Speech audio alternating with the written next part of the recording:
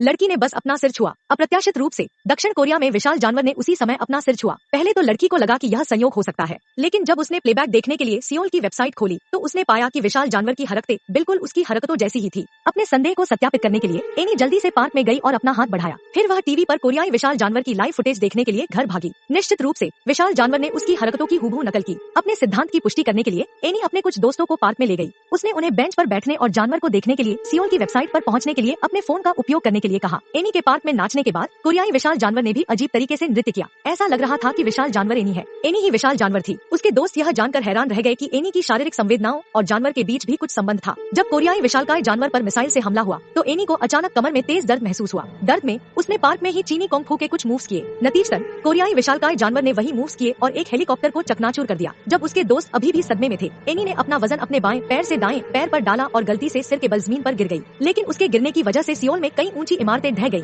और सैकड़ों लोगों की जान चली गई। कोरियाई लोगों में और अधिक दहशत न फैले, इसके लिए एनी एक बार फिर पार्क में लौटी और माफी मांगने की कोशिश की। सबसे पहले उसने जमीन की ओर इशारा किया, फिर नीचे के लोगों को खाली करने का इशारा किया। अपने नीचे के क्षेत्र के सुरक्षित होने की पुष्टि करने के बाद वह धीरे से नीचे बैठी और अपनी उंगली से जमीन पर मुझे माफ करें लिखा। उसने वादा किया कि वह फिर कभी नहीं दिखाई देगी और लोगों से घबराने की भीख मांगी। उसकी माफी से प्रभावित होकर नागरिकों ने उसे अंगूठा दिखाया। तब से एनी ने अपना वादा निभाया और पार्क से दूर रहने लगी। उसे लगा कि खतरा टल गया है। हालांकि एक सुबह जब वह उठी तो उसने देखा कि एक विशालकाय रोबोट दक्षिण कोरिया की सड़कों पर उत्पात मचा रहा है। कुछ गड़बड़ होने का एहसास होने पर एनी फिर से पार्क में भागी। वहाँ उसने अपनी सहेली को इधर उधर खेलते हुए देखा और यहाँ तक कि एनी को द्वंद्व युद्ध के लिए उकसाने वाली चुनौती भी दी। लड़की ने एक तरफ इशारा किया, कोरियाई जानवर ने भी वैसा ही इशारा किया। एनी ने अपनी सहेली को तुरंत पार्क छोड़ने की चेतावनी दी, लेकिन उसने उसकी बात नहीं सुनी। क्रोधित होकर एनी ने रोबोट को थप्पड़ मारा और कोरियाई जानवर ने भी वैसा ही किया। विडंबना यह है कि रोबोट के खिलाफ जानवर के वीरतापूर्ण कदम ने उसकी लोकप्रियता को बढ़ा दिया। लोगों ने ऑनलाइन इसकी प्रशंसा की, यहाँ तक कि मीम वीडियो बनाकर उन्हें इंटरनेट पर साझा किया। दुर्भाग्य से इस घटना ने ऑस्कर को बहुत शर्मिंदा किया,